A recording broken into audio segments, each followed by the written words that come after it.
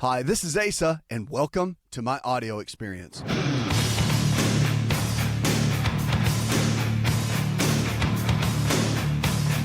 prescription for I Knew You America. Michelle, I'm kicking off with you. How can I help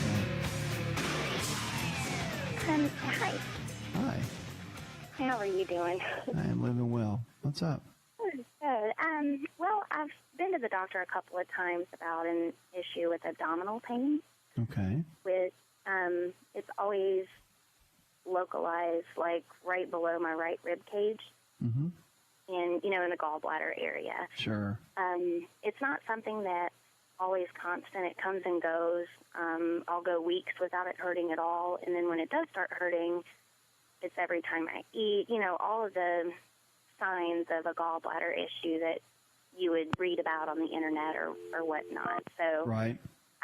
My doctor's wanting to go ahead and do like ultrasound, PITA scans, all of that stuff. And I know that a lot of doctors can be really quick to diagnose abdominal pain with the gallbladder. So I'm just trying to see if there's anything that I can do or if there's anything else that it could be to kind of avoid going that direction. Well, let's talk about it. Let's back up for just a second, okay? So it comes and goes. It's pain underneath the rib cage. And so it's not constant, right? When it happens, does it feel kind of crampy a little bit, like it grabs you? When it's not hurt, like when it's not severe, yes, it feels like a dull ache or cramp under there. But when it at periods of time, it like literally stops me where I'm at, and I kind of have to I grab it. I don't know, it doesn't really help at all, but it kind of stops me in my tracks. And almost brings tears to my eyes because it almost feels like I've never been stabbed, but I guess that would be the, the terminology for it is a stabbing pain. Stabbing pain. Yeah, and let's see what's the best way to say this. How are you under a lot of stress at all? Aren't we all? Yeah, yes, but when I say that, yeah, I mean, we all are. Yeah. I mean, if you live in America right now, everybody is, but...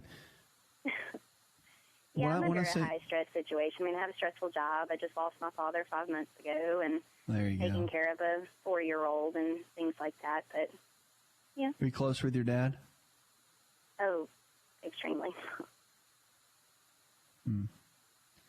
In Chinese medicine, when you go through extreme periods of any emotion, whether it be guilt or blame or there's more I could have done or I wish I had him still here, or there's emotions that happen that when they're so intense. So if you were that close to your dad, if they were so intense that it directly affects certain organ systems, and a lot of times, and this is definitely not standard medicine, there's nowhere in the medical textbooks that talk about this at all, but in Chinese medicine they talk about it a lot, and of course that's been around a lot longer than our system. So it's pretty amazing. And what happens is it drives down your acetylcholine levels, which is one of the brain chemicals. But I mean, the bottom line is, I can tell you two things. That's just my thought, okay? The root cause of these kind of things typically are a loss.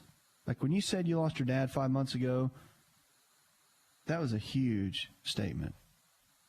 Because I know you got responsibilities with your child and all of that, but I mean, if you got a high-stress job, are you a single mom or are you married? Single mom. Yeah. And so your dad was probably your anchor.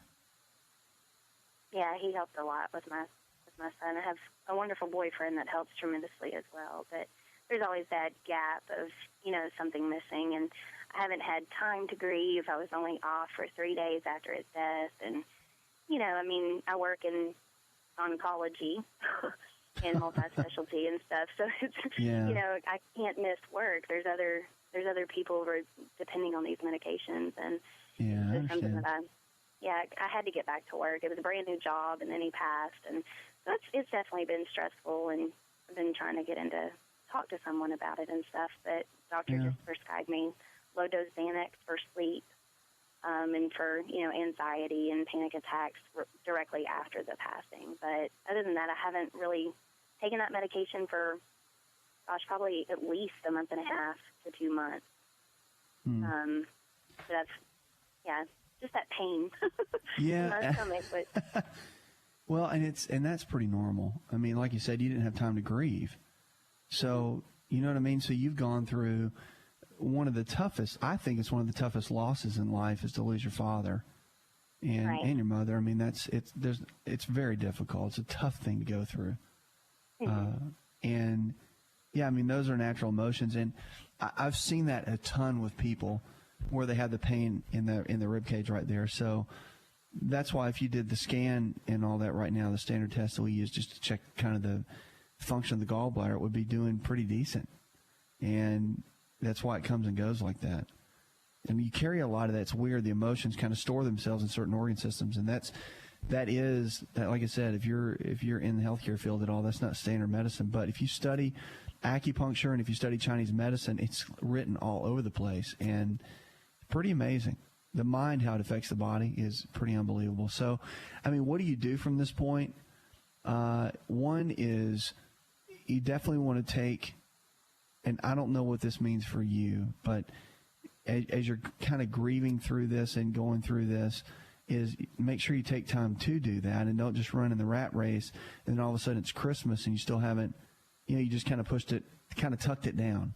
Because when you tuck it, guess where it's going?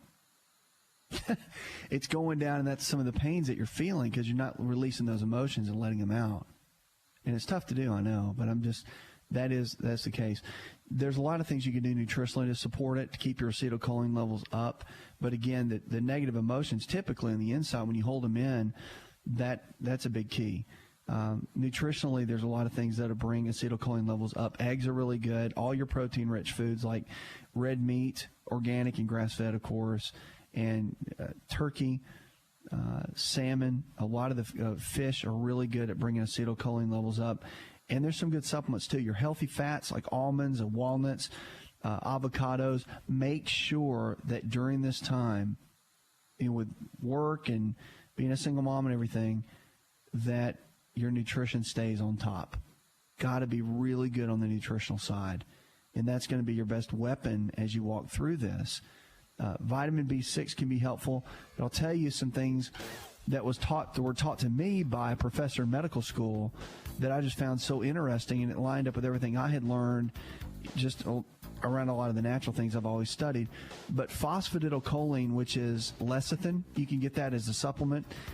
He actually taught us in class, I'll never forget it, that when you raise phosphatidylcholine and lecithin in the body, it raises acetylcholine before bedtime and can put you into a deep REM stage sleep. Well, at that time I was in med school, so of course I was stressed out and not sleeping, right? And I tried it myself. I was dreaming like vivid dreams. So those are some things you might want to consider as you're walking through this process. Did you know that you can listen to the ASA RX audio experience on Spotify and Pandora? For all the ways to watch and listen, check out our show page at asarx.com/experience.